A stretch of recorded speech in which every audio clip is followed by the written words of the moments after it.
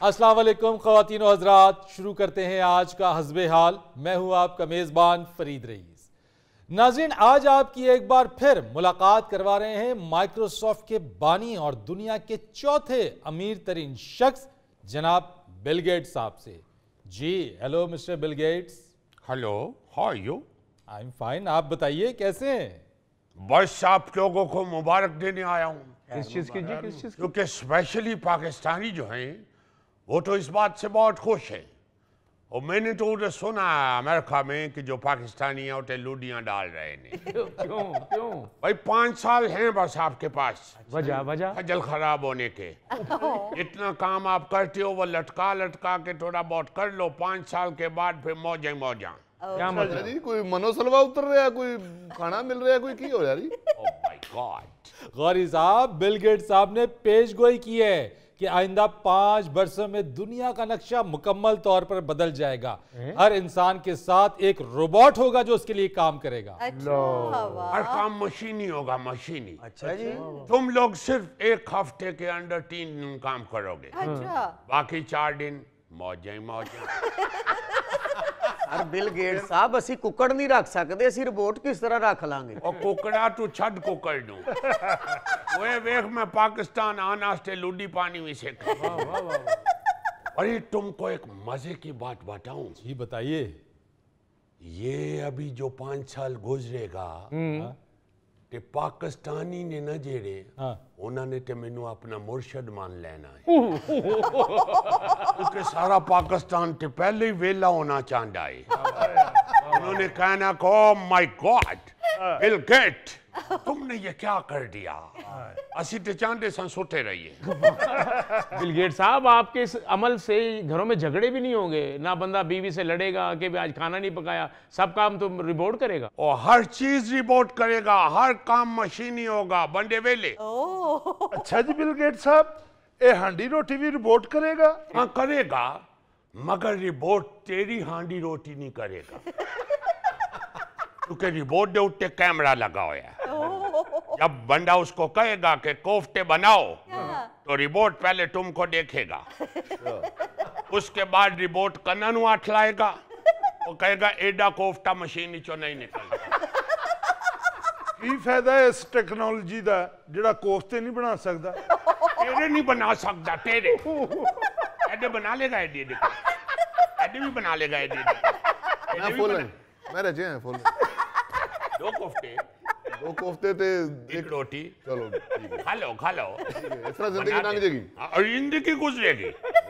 कुछ और कहेगा वो भी बनेगा, भिंडी गोश्त भी बनेगा। बिल गेट्स साहब, मेरे महल्ले ते इन्ने ईटां खिल रही टोए, उत्थे रिपोर्ट कितने चलेगा? रिपोर्ट नु घर च रखने, ओनू गलियां च खजल नहीं करना। रिपोर्ट है तेरा भतीजा नहीं जिन्हों तू कहने के जा दौड़ के 1/2 किलो दाल ले आया। ये घर रहेगा, रिपोर्ट उधर खड़ा रहेगा आपके पास, आपको देखेगा, आप उसमें फीड करेगा, क्या पकाना है वो पका देगा। गैर महरम रिपोर्ट घर च एडजस्ट हो जाएगा। एयरपोर्ट ने मर्च नमक तेज कर दिता कोफ्तियां ने, ते फिर उन्होंने किवें पुछांगे असीं? यार तुसी रहन दियो, असी नहीं ताडे अगे बेचदे रिपोर्ट। बिल गेट्स साहब, दुनिया आर्टिफिशियल इंटेलिजेंस से कहाँ इनकलाब बर्पा हो जाएगा और आपने इन्हें खाने पीने पे लगा दिया। ये तो देखो तो सही ना, उन्हें गैर महरम कर देता है, उन्हें नमक मर्च तेज कर देती है, मतलब खुद कख नहीं बनाना, अंग्रेज ने बनाई 24 कीड़े कढने। सर बिल गेट्स साहब, ਇਹ ਗੋਗੇ ਨੂੰ ਆਪ ਹੀ ਕੰਮ ਕਰਨ ਦਿਓ, ਜਿਹੜਾ ਇਹਦੇ ਨਾਲ ਰਿਬੋਟ ਹੋਣਾ ਹੈ, ਇਹਨੇ ਤੇ ਉਹਦਾ ਤੇਲ ਵੀ ਪੀ ਜਾਣਾ ਕਰਨਾ। तू जड़ियां रिपोर्ट दी लत्तां घुटनियां ना, वो ले ला उन्होंने देखो। वो लत्ता कुटे ना कुटे, तू लाजमन रिपोर्ट का तेल पी जाए। और हमने तुमको रिपोर्ट नहीं देना, तुमने उसका तेल पी जाना और ये लत्ता कस जानी। ये ते गोगा एडा जालम है, 2 बार दरबार दे दीवियां दा तेल पी गया। ओह माय गॉड, ये लाजमन रिपोर्ट का तेल पी जाएगा। रिपोर्ट दे च किहड़ा देसी घिओ पैना है जेड़ा मैं पी जाना? और देसी के हो, ये रिपोर्ट है, हरीसा नहीं है। तो बात ये है फरीद कि टेक्नोलॉजी जो है जो मेरा ऑब्जर्वेशन है, टेक्नोलॉजी जो है वो हावी हो जाएगा। ये सिर्फ 5 साल का बात है, पूरी दुनिया के ऊपर टेक्नोलॉजी हावी हो जाएगा। इंसान वेला, मशीन काम करेगा, और 5 साल गुजरने का पता भी नहीं चलना। 1 साल तो वैसे ही हंसते खेलते गुजर जाने हैं, बाकी अगले 3 साल खुशी से गुजर जाने हैं। जैसे जुम्मे का पता ही नहीं चलता कि 2 छुट्टियां आ रही हैं, जुम्मा आज के ही गुजर जाना है। बाकी 1 साल रह गया तो उसके बाद आपको मौजे लग जाएगा। बिल गेट साहब, ये ਤੁਹਾਡਾ 5 ਸਾਲਾ ਮਨਸੂਬਾ ਹੈ, ਤੁਸੀਂ ਕਿਤੇ ਇਲੈਕਸ਼ਨ ਤੇ ਨਹੀਂ ਲੜਨਾ ਚਾਹੁੰਦੇ? ये जो तुम्हारा पाकिस्तान का सियासतदान है, उन्होंने तुमको 5 साल से डरा दिया हुआ है। वो हर दफा आपको कहते हैं कि अगले 5 साल भी हमको दे दो, फिर पाकिस्तान ठीक कर देगा। बहरहाल कोई इलेक्शन लड़ने का मंसूबा नहीं है, मैं सिर्फ इंसान को सहूलत देना चाहता हूँ। बिल गेट्स साहब, आपका ये मंसूबा तो पाकिस्तान में चलना ही नहीं, ना यहाँ बिजली होनी है, ना उसने चार्ज होना है। डोंट वरी, हमें पाकिस्तान के सियापों का पता है। हम इसके बाद ऐसा रिपोर्ट भी बनाएगा जो पक्का चलना चार्ज हो जाएगा। बहुत अच्छे, पता है ना चले रिपोर्ट लाया कि छलियां लाइया। अंकल बिल गेट साहब, ये किस्तों पर भी मिलेगा report? No, not at all. I know very well, तुम लोगों ने जेडी शह भी किस्तां ते लई, ओदे बाद ओदे पैसे मार गए। सिर्फ पाकिस्तान में कैश पे मिलेगा, कैश। लेना ले लो, नहीं तो ना लो, रहन दो, साडे केड़े रिपोर्ट बासी हो रहे। बिल गेट साहब, इनू कोई सस्ता जिहा रिपोर्ट दे दो, इनू सुते पे ते मक्खी ना बहन दवे। ओ यार, मैं केड़ा सराने थले गुड़ रख के सोना? तो सराने थले गुड़ नहीं रखता, मगर रात को जितना तुम गुड़ खा के सोते हो ना, 1.5 कुपा तेरे दांतों में फंसा होता है। तो बात यह है कि इंसान को सहूलत देने के लिए ये सब कुछ हो रहा है। मगर जो बाकी कौमें हैं, तरक्की याफ्ता कौमें जो प्लान करती रहती है, वो 3 दिन तो अपने काम काज में लगाएंगी, बाकी 4 दिन उनके फारिग हो जाएंगे। मगर वो कौमें 4 दिन फारिग नहीं बैठेंगी, वो कोई नया प्लान सोचेंगी, नई क्रिएटिविटी का सोचेंगे। ये तो पाकिस्तानी है ना, ये खुश हो रहे हैं कि पहले नहीं सब कुछ कर दे, और कब नहीं करने तो रिमोट आ गया तो फिर साडियां मौजा लग जाए। बिल गेट्स साहब, आप बिल्कुल सही कह रहे हैं। पाकिस्तान में तो बारिश आ जाए छुट्टी, अंधेरी आ जाए छुट्टी, कोरोना आ जाए छुट्टी, स्मोक आ जाए छुट्टी, अगो हफ्ता इतवार आ जाता फिर छुट्टी। फिक्र ना करो, तुहानू रिमोट भी यहो दे देंगे कि तुहानू आप ही काम करना पड़ेगा। मथे ते हाथ मार मार के कहोगे यार मेरे रिमोट दा आर्मेचर सड़ गया है। दूजे दिन कहोगे यार मेरा रिमोट राती चार्ज ही नहीं होया। तीजे दिन कहोगे यार रिमोट लाया सी को पटाखा वजह ते चलिया ही नहीं। चौथे दिन कहोगे यार अज रिमोट लाना सी ओदे चो तेल मुक्का होया।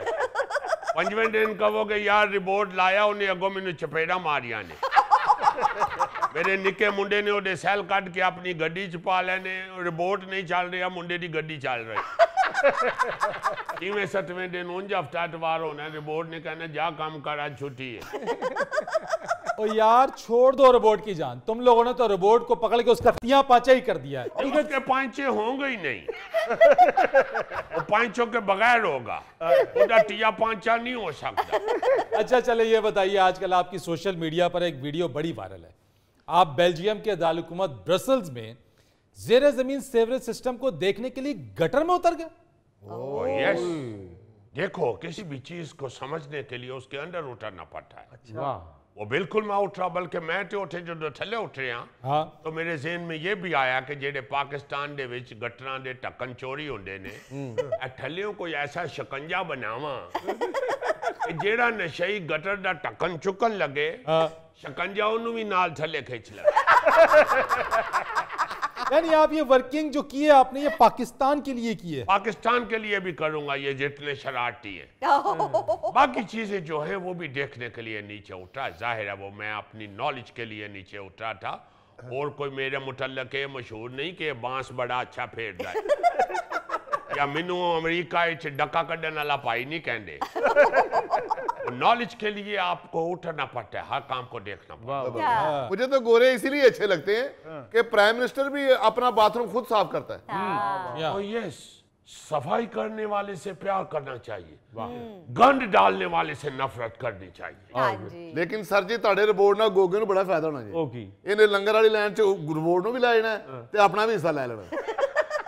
ਯਾਰ ਮੈਨੂੰ ਕੱਲੇ ਨੂੰ ਫਾਇਦਾ ਹੋਣਾ, ਗੌਰੀ ਸਾਹਿਬ ਤੁਹਾਨੂੰ ਵੀ ਤੇ ਫਾਇਦਾ ਹੋਣਾ ਹੀ ਹੈ। ਯਾਰ ਮੈਨੂੰ ਕੋਈ ਫਾਇਦਾ ਹੋਣਾ ਉਹ ਰਿਪੋਰਟ ਦਾ, ਉਹਨੇ ਕਿਹੜਾ ਵੱਡਾ ਵਾਜਾ ਵਜਾ ਲੈਣਾ। गौरी साहब वैसे आप उससे ये काम भी ले सकते हैं। बिल गेट्स साहब आपसे मुतालिक एक और खबर भी गर्दिश कर रही है। मारूफ अमरीकी तहकीकाती सहाफ़ी सिमस ब्रुनर ने अपनी किताब में आप पर यह इल्ज़ाम आयद किया है कि आप ज़रई ज़मीनों पर कब्जा कर रहे हैं। मेरा ख्याल है वो मैनू अमरीका दा मलक रियाज पेंट करना चाहता है। बट मैं तो किसी को भी बुरा नहीं कहता। वो कोई कारोबार कर रहा है, एक प्लान कर रहा है, तो उसमें कोई बुरी बात नहीं है। हाँ। मैंने भी जो प्लानिंग सोचा हुआ है वो कब्जा करने के लिए नहीं सोचा हुआ। मैं चाहता हूं कि इस तरह जब मैं अपने अंडर ले लेगा वो ज़राई ज़मीनें, तो आए दिन जो पानी की तकसीम का मसले पे झगड़ा होता है, जो दूसरे छोटे छोटे मसाइल जो हैं वो सामने आते हैं, वो नहीं आएंगे। ज़राई ज़मीनों के ऊपर हम कुछ और प्लान करेंगे। उन छोटे किसानों को कहूंगा कि चलो यह वाला काम शुरू करो, छो एक दूजे ने कुहाड़ियां मारनियां। हर दूजे दिन सूरी डट के फलाने ने फलाने दी वक्खी च कई मार दी, फलाने ने फलाने दे मोढे दे उत्ते डंडा कट मारिया।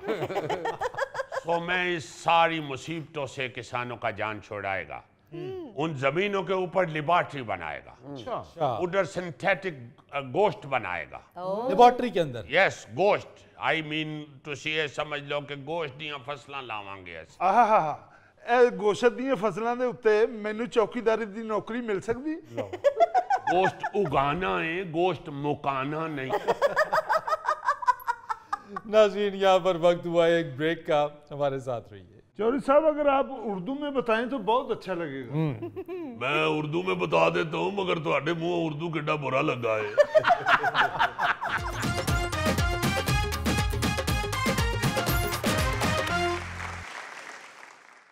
अच्छा जी, ये तो आप सब लोग जानते हैं कि रेडियो और पाकिस्तान हम उम्र हैं जी। 14 अगस्त 1947 को जब ठीक रात 12 बजे रेडियो पाकिस्तान ने आज़ादी की खबर के साथ अपने सफ़र का आगाज़ किया, तो उस मौके पर जो अहम शख्सियात मौजूद थी उस वक्त, उनमें एक नाम चौधरी निज़ामदीन साहब का था। वाह। और चौधरी निज़ामदीन साहब और रेडियो पाकिस्तान एक दूसरे की पहचान थे। वाह वाह वाह जी फरीद साहब, पूरे पाकिस्तान को एक ही नाम याद होता था, निज़ामदीन साहब। हमारे बड़े ताए चाचे, इवन ताई चाचियां, मामियां, वो सब ऐसे नाम लेते थे जैसे बहुत मशहूर है। फैमिली सर निज़ामदीन साहब तो इतना बड़ा नाम सर, कई दफ़ा हमें अजीज़ी साहब ने बताया है कि जितने भी जो इस कैटेगरी के प्रोग्राम चल रहे हैं वो सब निज़ामदीन साहब के प्रोग्राम की कॉपी हैं। थैला साहब आप बिल्कुल ठीक कह रहे हैं। एक चीज़ बड़ी अहम मैं आपको बताऊं कि इस वक्त चाहे सियासी या सोशल तंज़ो मिज़ाह का कोई भी प्रोग्राम हो, हल्का फुल्का मिजाज उसके अंदर होता है, वो निज़ामदीन साहब के प्रोग्राम से बाहर नहीं जा सकता। वाह वाह वाह वाह।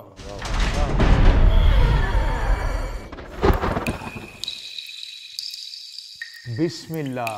लो जी, निज़ामदीन साहब की रूह तशरीफ लाई है। अस्सलाम वालेकुम चौधरी साहब। वालेकुम सलाम जी, खैरियत है जनाब। सर तशरीफ रखिए, तशरीफ रखिए। चौधरी साहब ਤੁਹਾਡੀ ਹੀ ਗੱਲ ਕਰ ਰਹੇ ਸਾਂ। ਮਿਹਰਬਾਨੀ ਜਨਾਬ, ਮਿਹਰਬਾਨੀ। ਮੈਂ ਨਾ ਜੀ ਇਹ ਕੁਦਰਤੀ ਟੈਲੀਫੋਨ ਹੁੰਦਾ ਏ, ਇਹ ਜਿਵੇਂ ਉਹ ਆਂਦੇ ਨਹੀਂ ਅਸੀਂ ਪੰਜਾਬੀ ਚਾਹੁੰਦੇ ਆ ਕਿ ਆਪਣਾ ਦਿਲ ਨੂੰ ਦਿਲ ਨਾਲ ਰਾਹ ਹੁੰਦੀ ਹੈ। जी जी। ਇਹ ਗੱਲ ਇਹ ਵੇ ਕਿ ਕੋਈ ਕਿਸੇ ਨੂੰ ਯਾਦ ਕਰੋ ਤੇ ਫਿਰ ਉਹ ਟੈਲੀਫੋਨ ਮਿਲ ਜਾਂਦਾ ਹੈ। ਇਹ ਕੁਦਰਤੀ ਟੈਲੀਫੋਨ ਹੈ, ਇਹ ਨਾ ਮੀਂਹ ਨਾ ਹਨੇਰੀ ਨਾ ਖਰਾਬ ਹੁੰਦਾ ਹੈ, ਇਹ ਚੱਲਦਾ ਹੀ ਰਹਿੰਦਾ ਜੀ। वाह जी। ਤੇ ਤੁਸੀਂ ਯਾਦ ਕੀਤਾ ਤੇ ਤੁਹਾਡੀ ਮਿਹਰਬਾਨੀ ਹੈ, ਮੈਂ ਜਨਾਬ ਹਾਜ਼ਰ ਹੋ ਗਿਆ। चौधरी साहब नाम तो आपका हर कोई जानता है, चौधरी निज़ामदीन। आज आपसे मुलाकात भी हो गई। ਉਹ ਗੱਲ ਇਹ ਵੇ ਫਰੀਦ ਸਾਹਿਬ, ਨਾਮ ਮੇਰਾ ਤੇ ਜੇ ਅਸਲੀ ਸੁਲਤਾਨ ਬੇਗ, अच्छा। ਮਾਪਿਆਂ ਜੋ ਰੱਖਿਆ ਸੀ। ਇਹ ਤੇ ਬਾਅਦ ਚੋਂ ਫਿਰ ਪ੍ਰੋਗਰਾਮ ਵਿੱਚ ਚੁੱਕੇ ਚੌਧਰੀ ਨਿਜ਼ਾਮਦੀਨ ਕਹਿਣ ਲੱਗ ਪਏ, ਤੇ ਹੁਣ ਕਿਧਰੇ ਕੋਈ ਗੱਲ ਹੋਣ ਡਈ ਹੋਵੇ ਕਿ ਨਿਜ਼ਾਮਦੀਨ ਆਇਆ ਤੇ ਅਗਲੇ ਆਂਦੇ ਉਹ ਰੇਡੀਓ ਵਾਲਾ। ਨਾਮ ਹੀ ਨਿਜ਼ਾਮਦੀਨ ਪੈ ਗਏ ਆ। ਮੈਂ ਮੌਦੇ ਪਿੰਡ ਜ਼ਿਲ੍ਹੇ ਅੰਮ੍ਰਿਤਸਰ ਚ ਪੈਦਾ ਹੋਇਆ ਜੀ ਉੱਥੇ ਵੱਡਾ ਹੋਇਆ, ਜੰਮਿਆ ਪਲਿਆ, ਕੌਡੀਆਂ ਖੇਡੀਆਂ, ਕੁਸ਼ਤੀਆਂ ਕੀਤੀਆਂ, ਅੱਛਾ ਭੱਜੇ ਨੱਸੇ, ਡਾਂਗਾ ਚਲਾਈਆਂ। ਉੱਥੇ ਤੇ ਨਾਂ ਸੁਲਤਾਨ ਬੇਗ ਹੀ ਸੀ। ਇਹ ਫਿਰ ਜਦੋਂ ਹੌਲੀ ਹੌਲੀ ਆਪਣਾ ਰੇਡੀਓ ਚ ਆਏ ਆ ਤੇ ਉੱਥੇ ਫਿਰ ਪ੍ਰੋਗਰਾਮ ਸ਼ੁਰੂ ਹੋਇਆ ਤੇ ਨਾਂ ਚੁੱਕੇ ਉਹਦੇ ਚ ਚੌਧਰੀ ਨਿਜ਼ਾਮਦੀਨ ਸੀ ਤੇ ਉਹ ਪ੍ਰੋਗਰਾਮ ਦਾ ਨਾਂ ਹੀ ਪੱਕਾ ਹੋ ਗਏ। वाह यानी निजामुद्दीन का मतलब रेडियो पाकिस्तान और रेडियो पाकिस्तान का मतलब निजामुद्दीन। ਰੱਬ ਦੀ ਮਿਹਰਬਾਨੀ ਹੈ ਜੀ, ਪਰ ਫਰਕ ਇਹ ਨਹੀਂ, ਇਹ ਰੇਡੀਓ ਸੈਲਾਂ ਨਾਲ ਚੱਲਦਾ ਹੈ ਤੇ ਨਿਜ਼ਾਮਦੀਨ ਲੱਤਾਂ ਨਾਲ ਚੱਲਦਾ ਹੈ। तो चौधरी साहब ये बताइए रेडियो कब ज्वाइन किया आपने? ਗੱਲ ਇੰਝ ਸ਼ੁਰੂ ਹੁੰਦੀ ਹੈ ਫਰੀਦ ਸਾਹਿਬ ਕਿ ਮੈਂ ਅਟਾਰੀ ਹਾਈ ਸਕੂਲ ਤੋਂ 10ਵੀਂ ਪਾਸ ਕੀਤੀ। वाह ਉਹਦੇ ਬਾਅਦ ਖਾਲਸਾ ਕਾਲਜ ਅੰਮ੍ਰਿਤਸਰ ਤੋਂ ਮੈਂ ਐਫਏ ਕੀਤਾ। वाह ਪੜਿਆ ਉਂਝ ਮੈਂ ਡਾਂਗ ਸੋਟੇ ਨਾਲ ਹੀ। ਫਿਰ ਨੌਕਰੀ ਵਾਸਤੇ ਭੱਜਣਾ ਸ਼ੁਰੂ ਕਰ ਲਈ ਤੇ ਉਸ ਲਈ ਨੌਕਰੀ ਬੜੀ ਮੁਸ਼ਕਲ ਮਿਲਦੀ ਸੀ ਤੇ ਮੈਂ ਦਿੱਲੀ ਟੁਰ ਗਿਆ। ਦਿੱਲੀ ਮੇਰੇ ਬਾਬਾ ਜੀ ਹੁੰਦੇ ਹਨ, ਉਹ ਐਸਪੀ ਸਨ।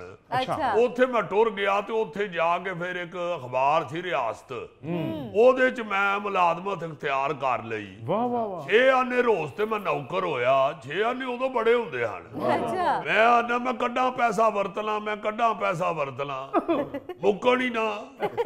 ਫਿਰ ਜਨਾਬੇ ਆਲੀ ਜੰਗੇ ਅਜ਼ੀਮ ਦਾ ਦੌਰ ਸੀ ਤੇ ਮੈਂ ਫੌਜ ਵਿੱਚ ਸਟੋਰ ਮੁਨਸ਼ੀ ਦੀ ਨੌਕਰੀ ਕਰ ਲਈ। वाह 34 ਰੁਪਏ ਮੇਰੀ ਤਨਖਾਹ ਲੱਗ ਗਈ। ਬੜੇ ਹੁੰਦੇ ਹਨ 34 ਰੁਪਏ। ਫਿਰ ਮੈਂ ਆਪਣਾ ਖੁਰਾਕ ਦੇ ਮਹਿਕਮੇ 'ਚ ਵੀ ਲੱਗਾ ਰਿਹਾ ਜੀ। ਅੱਛਾ ਆ ਜਿਹੜੀ ਐਲਾਨਤ ਸੀ ਨਾ ਜੀ, ਆ ਰਾਸ਼ਨ ਕਾਰਡ ਵਾਲੀ, ਇਹ ਉਦੋਂ ਹੀ ਸ਼ੁਰੂ ਹੋਈ ਸਾਰੀ। तो चौधरी साहब ये एंटरटेनमेंट की दुनिया में कैसे आए? ਮੈਂ ਦੱਸਣਾ ਜੀ ਵੀ ਆ ਤੂੰ ਬੱਸ ਫੜਨੀ ਏ। ਮੈਂ ਜਨਾਬ ਇਹ ਜਿਹੜਾ ਮੇਰਾ ਰੇਡੀਓ ਤੇ ਆਉਣ ਵਾਲਾ ਤੇ ਆ ਐਂਟਰਟੇਨਮੈਂਟ ਤੇ ਆਉਣ ਵਾਲਾ ਜਿਹੜਾ ਕੰਮ ਏ, ਇਹਦਾ ਸਿਹਰਾ ਜਾਂਦਾ ਜੀ ਓਮ ਪ੍ਰਕਾਸ਼ ਸਾਹਿਬ ਦੇ ਸਿਰ। ਵਾਹ ਵਾਹ ਵਾਹ, ਬਹੁਤ ਬੜੇ ਫਨਕਾਰ ਹੋਏ ਓਮ ਪ੍ਰਕਾਸ਼ ਸਾਹਿਬ। ਆ ਜੀ ਆ ਬੜੇ ਵੱਡੇ ਆਦਮੀ ਹੋਏ ਨੇ। ਓਮ ਪ੍ਰਕਾਸ਼ ਬੜਾ ਨਾਂ ਸੀ ਜੀ ਉਹਨਾਂ ਦਾ। ਉਹਨਾਂ ਦਾ ਟਾਈਟਲ ਫਿਲਮ ਵੀ ਬਣੀ ਹੈ, ਬੁੱਢਾ ਮਿਲ ਗਿਆ। ਮੈਨੂੰ ਉਹਨਾਂ ਨੇ ਮਿਲਾਇਆ ਜੀ। ਸਾਡੇ ਪਾਕਿਸਤਾਨੀ ਬੜੇ ਅੱਛੇ ਅਦਾਕਾਰ ਤੇ ਲਿਖਾਰੀ ਹੋਏ ਨੇ, शेख इकबाल साहब, उन्होंने बनाया उन्होंने में। चौधरी साहब अगर आप उर्दू में बताएं तो बहुत अच्छा लगेगा। मैं उर्दू में बता देता हूँ मगर तुहाडे मुंह उर्दू कितना बुरा लगा है। वो जनाब मैं ओम प्रकाश साहब ने शेख इकबाल साहब से मिलाया और शेख इकबाल साहब जो थे उनका एक ड्रामा था नीयत दा फल। अच्छा हुण पंजाबी ड्रामा सी इहदी हुण उर्दू करके दसां तैनूं। नीयत का फ्रूट कर ले। नीयत का फ्रूट नीयत दा फल ड्रामा सी फरीद साहब ते ओहदे च मैनूं उन्हां ने काम दिता ते मैं इस तरह इस फील्ड च आ गया। अच्छा ते रेडियो च ते मैं जनाब ये जिहड़ा प्रोग्राम जिहदे नां नाल मैं चंबड़िया ते जिहड़ा मेरे नां नाल चंबड़ गया, ये प्रोग्राम मैंने 27 जनवरी 1945 से लेके 5 जनवरी 1983 तक किया है। वाह वाह वाह वाह। फरीद साहब 38 साल मुसलसल रेडियो पे ये प्रोग्राम किया है। वाह। और रब का खास करम ये रहा है कि इस प्रोग्राम में जो भी बात की है जी वो खत्म आके मुआशरे की सलाह पई हुई है। बहुत खूब। क्योंकि नीयत यही करके प्रोग्राम में बैठे थे कि जो भी बात करनी है उसमें किसी ना किसी अंदाज में मुआशरे की सलाह होनी चाहिए। वाह वाह वाह। चौधरी साहब वैसे वाकई मुसलसल 38 साल खूबसूरत जुमलेबाजी, ये सब कैसे मुमकिन हुआ? वो गल इस तरह ये अपना फरीद साहब, वो एक खतून बीबी बहन चली गई ना अपना दुपट्टा रंगाने के लिए। अच्छा। तो वो रंगसाज जो था वो कहता है जी कौन सा रंग करना है जी दुपट्टे को। उसने कहा जी कि आतिशी गुलाबी मेरे सूट के साथ मैच करता है तो ये रंग दें। अच्छा उसने कहा बात सुनो, खाकी रंग करवा लो बहुत अच्छा होता है। उसने कहा भरावा तेरी मत बज गई है, मेरा सूट आतिशी गुलाबी है, मैंने दुपट्टा आतिशी गुलाबी रंगाना है, तुम इसको आतिशी गुलाबी रंगो। वो बंदा फिर सोची पड़ गया, रंग साज जो था कहता बीबी गाल सुन, वो खाकी रंग भी बहुत अच्छा होता है और आतिशी गुलाबी सूट के साथ मैच भी करता है। अच्छा। ओह बीबी भैन दा हासा निकल गया। उन्हें कहा या तेरी मत वजी है तो या तेनू रंग दा पता ही नहीं। वो खाकी दुपट्टा जेड़ा वो आतिशी गुलाबी ने किस तरह मैच करता है। वो कहने लगा कि आप रंगा के तो देखें, आंखों के लिए भी बड़ा अच्छा होता है। बीबी भैन को गुस्सा चढ़ गया, उसने कहा कि भरावा दुपट्टा और मेरा मैं कहीं और से रंग करवा दे। वो कहता अच्छा चलो ठीक है मैं ही रंग देता हूँ। रंग मैं आज ही गुलाबी दूंगा। अगर सोक के खाकी हो गया तो फिर मेरा कसूर नहीं। गाले में फरीद साहब कि जब आपकी नीयत ये है कि आपने खाकी रंगना है, नीयत ये है कि मुआशरे की इस्लाह की और खूबसूरत बात करनी है, तो फिर बात जिस भी अंदाज में मुंह से निकलेगी उसमें से इस्लाह का रंग जरूर नजर आएगा। क्या बात है जोई साहब। हाँ, तो दूसरी गल ये कि जी देखो, ये अपनी इज्जत गैरत ते शर्म की गल होंदी है। आपके अंदर जितनी शर्म है, जितनी गैरत है, जितनी आपके अंदर अपनी खूबसूरत तरबियत की जो खुशबू है, वही आपकी जुबान से भी फिर बाहर आती है। तो हमारे बुजुर्गों ने हमेशा यही सिखाया है कि अच्छी बात करो, ऐसी बात करो जिससे किसी दूसरे की दिलादारी ना हो। तो सारी जिंदगी कोशिश यही की है कि किसी की दिलादारी ना हो। सही। निजामुद्दीन साहब, और भी बड़े बड़े नामवर फनकार आपके प्रोग्राम में बैठते रहे हैं। जी हाँ जी हाँ, बड़े बड़े नामवर उस्ताद आदमी मेरे साथ प्रोग्राम में होते थे। सुल्तान खूसट साहब सदाकारी अदाकारी के बहुत बड़े उस्ताद हुए हैं। फिर कमर चौधरी साहब टेलीविजन का बहुत बड़ा नाम हुए हैं, फौत हो गए हुए हैं वो भी। चौधरी साहब के भाई मुमताज साहब, फिर खालिद अब्बास डार साहब, फिर इरफान खूसट साहब। हाँ, तो बात ये है जी, वो क्या कहते हैं कि चंगे बंदे दी सोबत एवें जिवें दुकान अतारा। तो खुशबू यानी है ना जी, अच्छे आदमी के पास आप बैठेंगे तो हमारी भी खुश नसीबी, हम अच्छे लोगों के पास बैठते रहे। वाह, क्या बात है जी। आप तो चलता फिरता पंजाब का इंसाइक्लोपीडिया थे। गल ये वे अपना फरीद साहब के सारी जिंदगी पढ़े ही बड़ा है। माशाअल्लाह 5000 ते मैनू शेर ते अखाउण याद सा जी। हाँ, ते गल ये वे कि चंगियां दे लड़ लग के अही भी चंगे हो गए। बुजुर्गां नू बड़ा पढ़िया और सुनिया। मैं सिर्फ प्रोग्राम में ही बोलता सा जे, मैं प्रोग्राम मुकदा ही ते चुप कर जांदा सा। मैं दूजियां दी सुनदा सा, दूजियां अल वेंदा सा। ऑब्जर्वेशन मेरी ऑन रहिंदी सी हर वेले। हर वक्त दूसरे नू वेखना, दूसरे नू सुनना मेरी आदत सी। ते जेड़ा दूजे नू सुनने वाला होवे ते दूजे नू वेखण वाला होवे, वो आप ही चंगा हो जांदा है। क्या बात है, क्या बात है जी। चौधरी साहब ने ऐसी भरपूर, ऐसी मसरूफ जिंदगी गुजारी है कि गले वास्ते दवाई लैन का टाइम ही नहीं मिले। आहो, मैनू ते गले दी दवाई दा टाइम नहीं मिलिया, ते क्रीम बेचण वाला ते गली च भी आ जांदा है। हथ बाहर कढ के भी नहीं खरीद सकिया। चौधरी साहब, वैसे तुसी गरारे करके वेखने सी। इस मोटे नू डॉक्टर ने कहा गर्म पानी ते गरारे करे। कहंदा डॉक्टर साहब पानी च रूह सा पा लवां। ते फरीद साहब गल ये कि प्रोग्राम दा कोई स्क्रिप्ट ते हुंदा नहीं सी जी, फिल्म दी प्रोग्राम करना हुंदा सी। ते फिर सियाणियां बुजुर्गां दियां गल्लां पल्ले बन लैंदे सा। प्रोग्राम च ओही सुणांदे रहिंदे हुंदे हां। शायरां वड्डियां वड्डियां दियां सूफिया दियां गल्लां ओ पल्ले बन लैणियां। ओ सियाणे की आंदे ने, दाता काल पुरखिए ते ध्योणी फगण मां। वाह, इस्त्री ताप क्यों रखिए जे धन पल्ले ना। सियाणी औरत ये जेड़ी फगण दे महीने वास्ते भी दाने साम के रखे। बहुत अच्छे। ते गल ये कि असी भी असातिज़ा दा इल्म पल्ले बन लैंदे सा, जेड़ा टाइम सिर काम आ जांदा सी। क्या बात है जी। एडे एडे को रेडियो ते विचों एडी आवाज चौधरी साहब दी बाहर आउंदी सी। क्या बात है। ए मुंडिया, इस तरह ही है जिवें तू अपने घर दे एडे एडे बूहे चो इन्ना को बाहर आ जांदा। नाज़रीन, यहाँ पर वक्त हुआ एक ब्रेक का, हमारे साथ रहिए। भाई जो जिए बूटों का नारा लगाता है उसी के लिए तो जिप लाइन बनी है। क्या जी? मैं भी तुम्हारे लिए धागा लाइन बनाएंगे।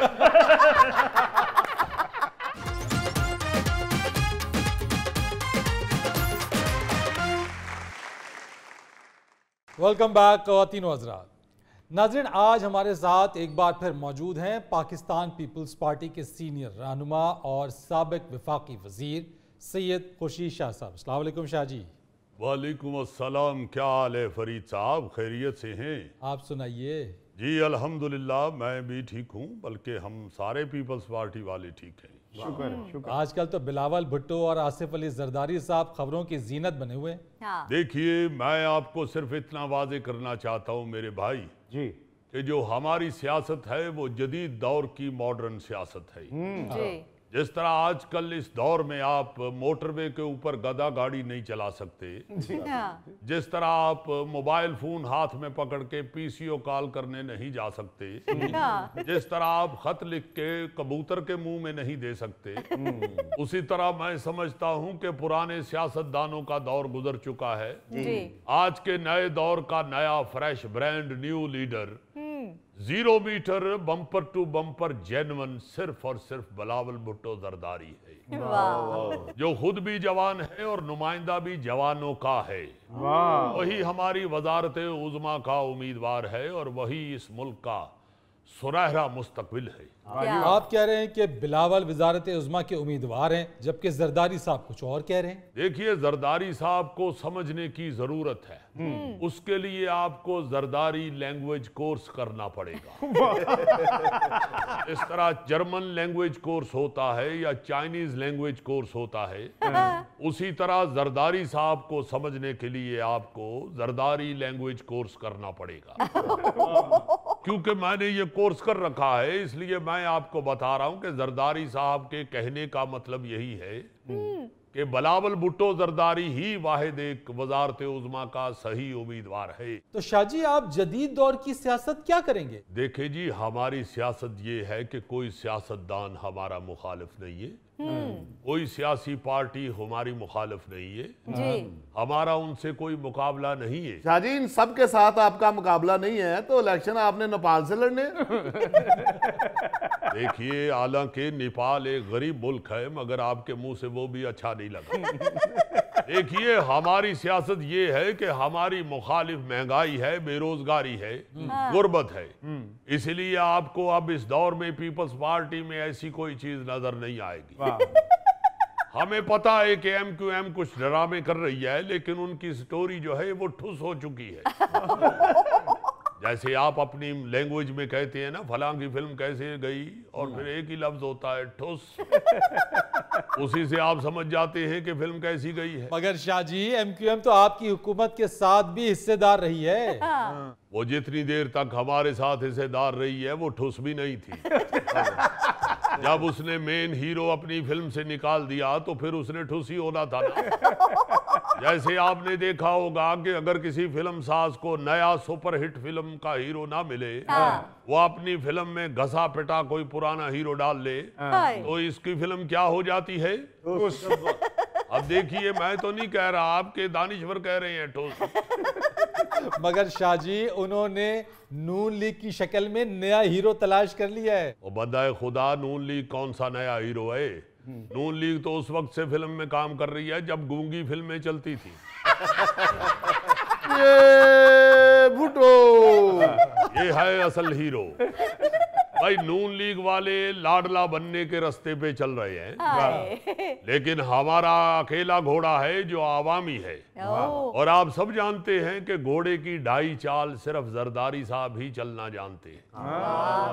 और जिस नून लीग की आप बात करते हैं, इन्होंने तो 2014 में नारा लगाया था, स्लोगन दिया था, वोट को इज्जत दो। उनसे पूछिए क्या वो वोट को इज्जत दे रहे हैं? नून लीग वाले तो अब कह रहे हैं कि एस्टेब्लिशमेंट हमारे साथ है। भाई, चेयरमैन PTI भी यही कहा करते थे। इसलिए नून लीग वालों को चाहिए कि होश के नाखून लें। जिस तरह की वो बातें कर रहे हैं, मैं तो उनकी फिल्म का एंड भी PTI की फिल्म के एंड जैसा ही देख रहा हूँ।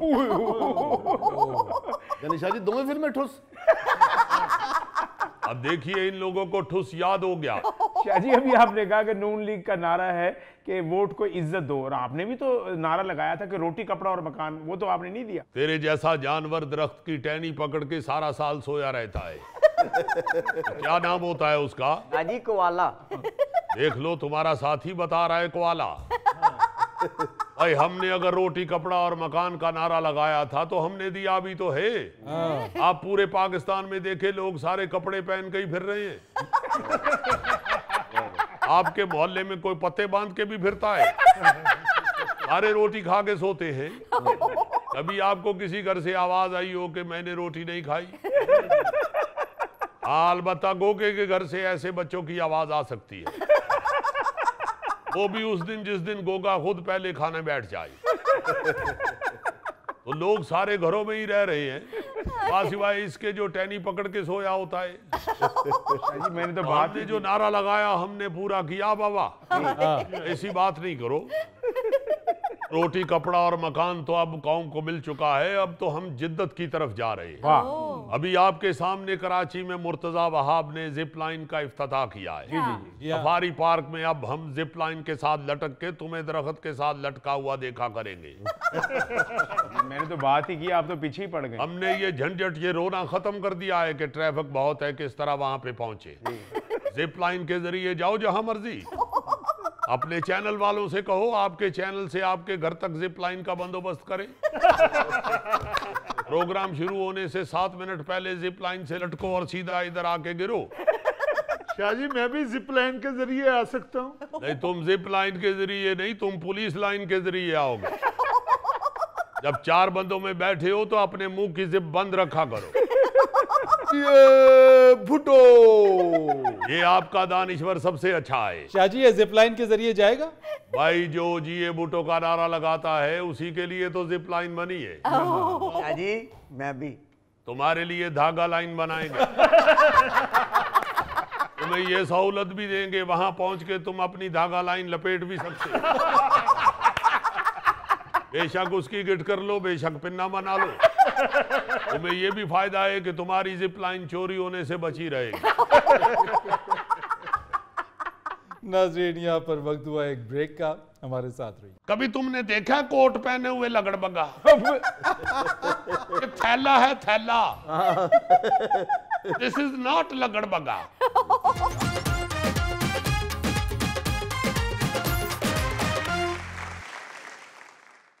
अच्छा जी, एक इंतहाई शर्मनाक और अफसोसनाक बात यह है कि हम लोग अपनी इलाकाई जुबानों को, इलाकाई कल्चर को, सकाफत को हर रोज दिन ब दिन नजरअंदाज करते जा रहे हैं। वाह क्या खूबसूरत। खास तौर पे हमारे पंजाब के अंदर तो पंजाबी जुबान के साथ, पंजाबी अदब के साथ, पंजाबी कल्चर के साथ जो हो रहा है, बाखुदा रोना निकलता है कि ये क्या कर रहे हैं यार। पंजाब सबसे बड़ा सूबा जो है, 12 करोड़ की आबादी जो है, इसको क्यों इस तरह जलील कर रहे हैं ये लोग? हुआ क्या अजीजी? आप देखें कि जो सकाफत होती है ना जी, उसमें सबसे पहले तो जुबान है, पहले नंबर। बिल्कुल जी। हाँ जी बिल्कुल। अब जुबान को समझने के लिए और जुबान को अपनी अगली नस्ल को पहुंचाने के लिए, सिखाने के लिए बड़ा जोर लगाया जाता है। अब हमें तो घरों से ही पंजाबी जुबान के साथ नफरत का आगाज कर दिया गया है। हम लोग घरों में ही उर्दू बिल्कुल कौमी जुबान है, बोलनी चाहिए। जी जी। मगर उर्दू तो आप पढ़ा भी रहे हैं ना धड़ाधड़, सिलेबस में भी पढ़ा रहे हैं, स्कूलों कॉलेजों में भी पढ़ा रहे हैं, वो तो ऑब्वियसली बच्चों को आनी ही आनी। हाँ जी। जो पंजाबी जुबान बोलना है उसके लिए घरों में माँ बाप जो हैं वो बड़े प्यार से, बड़ी मोहब्बत से पंजाबी बोला करते थे।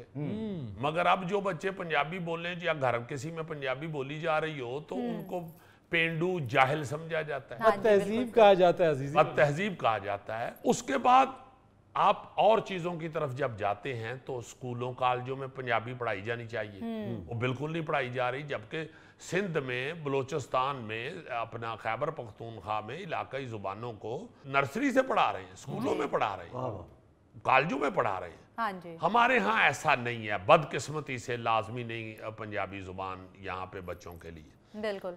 अच्छा, उससे आगे चले जाएं तो अखबारात हैं इलाकाई जुबानों के। यहाँ पे जो चंद बेचारे मस्कीन अखबार पंजाबी के निकलते हैं या रसाले निकलते हैं, जी जी। हुकूमत पंजाब उनके साथ इतना बुरा सलूक कर रही है कि खुदा की कसम जी चाहता है कि यहाँ से कहीं दौड़ जाएं, किसी और सूबे में चले जाएं। ये क्या कर रहे हैं, क्या कर रहे हैं यार। चंद अखबारें निकलती हैं। अब बात यह है कि अखबारात जो है ना जी, उनको जो रेवेन्यू मिलता है इश्तेहारात की मद में, जी जी। वो ए कैटेगरी के जो अखबारात या रसाइल हैं ना जी, हाँ जी। वो उर्दू, इंग्लिश, ये वो जितने भी ए कैटेगरी के हैं, जी। वो तो 20 से 30% उनका इन्हिसार होता है ये इश्तेहारात पे, सरकारी इश्तेहारों पर, सरकारी इश्तेहारों पे। उसके बाद जो बी कैटेगरी के या इलाकाई जुबानों के अखबार हैं, वो तो 60-70% उनका इन्हिसार सरकारी इश्तेहारों पे है। वो पता नहीं को माफिया यहाँ पे काबज है पंजाब के अंदर। वो पंजाबी रिसालों से, पंजाबी अखबारात से नफरत करते हैं, बाकायदा नफरत करते हैं। पता नहीं क्यों, कुछ समझ नहीं आती कि यार ये ऐसा क्यों है। आप खा पंजाब कर रहे हो, यहाँ पे जम्मे पले हो, यहाँ पे बड़े हुए हो, यहाँ की सकाफत आपका ओढ़ना बचोना रही है। अब क्या हो गया, आप क्यों इस तरह का सलूक कर रहे हैं पंजाबी जुबान के साथ, पंजाबी अखबारात के साथ, पंजाबी रिसालों के साथ। बहुत बुरी हालत है। आप किसी भी खुददार कौम की तरफ देखें ना जी, तो आप सबसे पहले जो उनका जो ओढ़ना बिछोना है ना, वो उनकी जुबान होती है, बिल्कुल, जिस पे वो फख्र कर रहे होते हैं, जिसको वो तालीम हासिल करने का जरिया बनाते हैं। यहाँ पे चलो यार, तो आपने तालीम तो चलो इंग्लिश उर्दू जो हो रही है, हाई लेवल की जो एजुकेशन है वो तो सीधी अंग्रेजी में ही चली गई हुई है। हाँ हमें तो आज तक यही तौफीक नहीं हुई कि हम अपनी साइंस को ही उर्दू में ट्रांसलेट कर लें। बिल्कुल सही बात। जबकि सारी दुनिया में ऐसे है, इलाकाई जुबानों से मुल्की जुबानों में वो पढ़ाया जाता है। फिर आप दूसरी तरफ जाएं कि भाई चलो सिलेबस के तौर पे उसे एक पर्चा तो उसका शामिल कर लें, होना चाहिए। आप अपने स्कूलों में, अपने कॉलेजों में, अपने उसको लाजमी करार दें। बिल्कुल, आप आहिस्ता आहिस्ता आहिस्ता आहिस्ता, मुझे तो लगता है कि ये जो पंजाबी है ना, जी जी, ये म्यूजियम में रखी जाएगी। हाय, एक दौर ऐसा आएगा कि म्यूजियम में कहीं लिखा होगा कि ये एक ऐसी जुबान होती थी जो इस खिते में बोली जाती थी। आप ये साथ देखें जिसे हम चढ़दा पंजाब कहते हैं, जो सरदार हैं हमारे उधर रहते हैं, आप देखिए कि वो किस तरह पंजाबी से मोहब्बत करते हैं। आप हैरान होंगे सुन के, ये जो पंजाबी फिल्में बनती हैं, हाँ जी, ये कनाडा में और इंग्लैंड में और अब ऑस्ट्रेलिया में भी सिर्फ इसलिए बन रही हैं कि वहाँ के लोग जो हैं, वहाँ की हुकूमतें, ब्रिटिश हुकूमत, कैनेडियन हुकूमत, अब ऑस्ट्रेलियन हुकूमत भी, वो सब्सिडी देती है इनको। वाह, जी हाँ, वो सब्सिडी देती है। एक तो वो इसलिए कि वो इज्जत करते हैं कि ये इलाकाई जुबान की फिल्म बना रहे हैं, दूसरा ये कि वो कहते हैं कि साथ ये हमारे इलाकों को, हमारी जगहों को, हमारे मुल्क को प्रमोट करते हैं। हाँ जी, वहाँ पे मनाजर अपने पिक्चराइज करके तो ये लोगों को इंट्रोड्यूस करवाते हैं हमारे मुल्क से। सही, तो पंजाब में तो मेरे भाई, आप पंजाब को ही नहीं अगर इंट्रोड्यूस करवाना चाहते, या पंजाब को ही नहीं इज्जत दे रहे, या पंजाबी जुबान ही आपके नज़र में इज्जतदार नहीं है, तो फिर आपके मुल्क का अल्लाह ही हाफ़िज़ है, आप किस तरह इज्जतदार बन जाएंगे? आप किस तरह अपने दुनिया पूरी में अपने वकार को, अपनी इज्जत को बुलंद कर पाएंगे? आप तो खुद ही अपने आप को बेइज्जत करने पे तुले हुए हैं। बिल्कुल सही अजीजी। और ये इलाकाई ज़ुबानें जो हैं जिनका तस्करा तुम कर रहे हो, सबसे ज़्यादा अगर आपने किसी एक पर्टिकुलर कम्युनिटी को एड्रेस करना है तो बड़े अच्छे अंदाज से आप उसे एड्रेस कर सकते हैं। हाँ, बड़ी चंद अखबारें हैं पंजाबी जुबान की है, इक्का दुक्का कोई चंद ये रिसाले हैं, इक्का दुक्का, वो बेचारे लगे हुए हैं, वे जुनूनी लोग, वो कुछ अपनी वो, और ये जुनूनी है। मैं तो खुद चूँकि पंजाबी अदब के ख़ानदान से मेरा ताल्लुक़ है, मैं ये देखता हूँ कि ये काम ही जुनूनी है। चूँकि अब जिस तरह ये नज़रअंदाज किए हुए हैं पंजाबी ज़ुबान को, तो थोड़ा सा भी प्रोफेशनल या कारोबारी आदमी है, या जो थोड़ा सा भी लालची है, वो तो इसको हाथ भी नहीं लगाएगा, क्योंकि ना इसमें कोई नफ़ा है, ना इससे आपको पैसा जनरेट कर सकते हैं, ना इससे आप रोटी पानी अपना चला सकते हैं। यार अगर कोई लोग मैदान में उतरे हुए हैं बेचारे, इसको बचाना चाह रहे हैं चंद लोग अगर, तो खुदा के वास्ते उनका साथ दें, इस तरह तो ना करें। ये वज़ीर आला साहब जो हैं मोहसिन नकवी साहब, इन्होंने बड़ी ये भाग दौड़ कर रहे हैं, बड़ा अच्छा कर रहे हैं। पंजाब में, लाहौर में, हर तरफ भाग दौड़ कर रहे हैं दूसरे कामों के लिए। इनको चाहिए कि फौरी तौर पे इस तरफ भी तवज्जो दें। हाँ जी, जो पंजाबी जुबान के, मैंने बहुत पहले एक दफ़ा रिक्वेस्ट की थी नून लीग वालों को कि यार आपने इतने अंडरपास बनाए हैं, आपके पास पंजाबी जुबान के इतने इतने बड़े दानिश्वर सूफी शायर हैं, इतने इतने बड़े लोग हुए हैं जिनके कई जुबानों में तर्जुमे किए गए हैं, कई मुल्कों में, कई जुबानों में उनके कलाम के, उनके शायरी के। तो आपने इधर कभी सोचा ही नहीं कि इनको भी इज्जत दी जाए। ये जो अंडरपास और पुल शुल, ये वो ब्रिज बनते हैं, ये यार उनके नाम से मंसूब करें, बहुत खूब, जिनके नाम से पंजाब को याद किया जाता है पूरी दुनिया में। तो वो शहबाज शरीफ साहब ने मेहरबानी की थी कि उन्होंने ये अंडरपास जो हैं वो वारिस शाह अंडरपास और शाह अब्दुल लतीफ़ भटाई अंडरपास, एक दो नाम रख दिए थे उस वक्त। मैं समझता हूं कि ये लोग जो आप पंजाब में अगर कुछ कर रहे हो यार, तो आप पंजाबियों को या पंजाबी लिखारियों को, पंजाबी दानिश्वरों को आप कैसे भूल सकते हो?